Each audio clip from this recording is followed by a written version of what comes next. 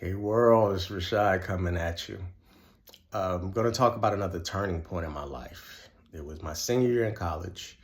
I was in college for 5.5 years, not because that's how long, my major took, but because I played around a whole year and a half, almost 2 years of college, just partying. At that point, the most important part of my college career for me was having fun. It wasn't necessarily class. I know that's wrong, but that was what it was for me. So in the last semester of my second senior year, and my sister is killed in the middle of the semester. It was very hard. It was very gut wrenching. It was very devastating to me. And at that time, I felt like I didn't know what direction my life was going to go. I decided at that particular time, because of the opportunity, to go headfirst into religion.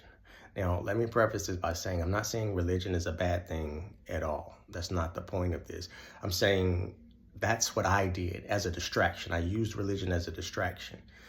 And I went headfirst into religion. And anybody that knows me knows I don't do anything a little bit. Like, if I'm going to do it, I'm going to do it pretty big. So, again, I went into religion immediately.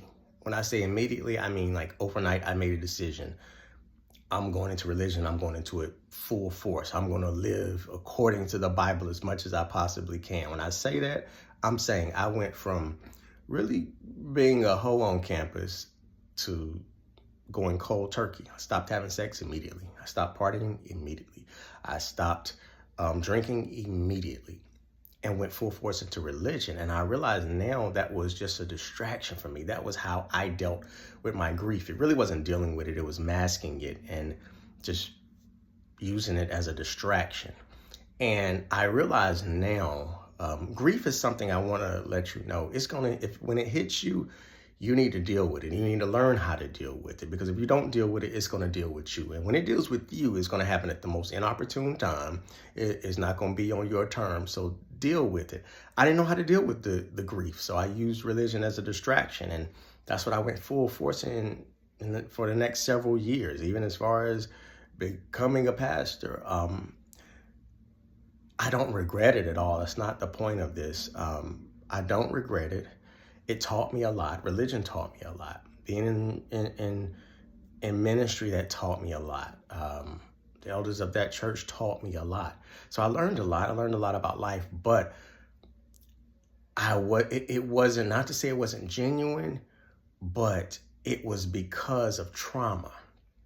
I went full force and head on into religion because of the trauma that I was facing, because of the trauma that I was dealing with, because of the mental and emotional anguish I was dealing with. I didn't know how to deal with it. So I just, like a lot of men do, which is unhealthy, I just packed it away and didn't deal with it.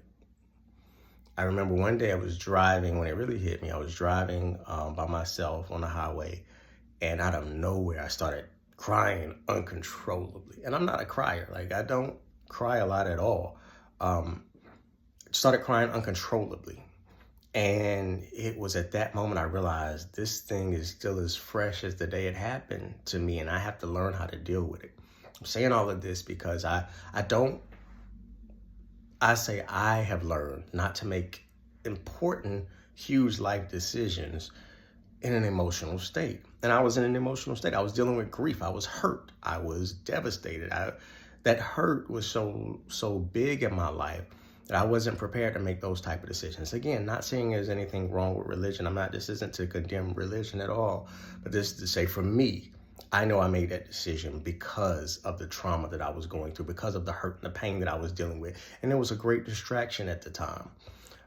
I'm telling you all of this for a couple of reasons. I want someone hopefully to learn from my mistakes and learn when grief comes, when certain things come in your life, you have to deal with it, or it's going to deal with you eventually.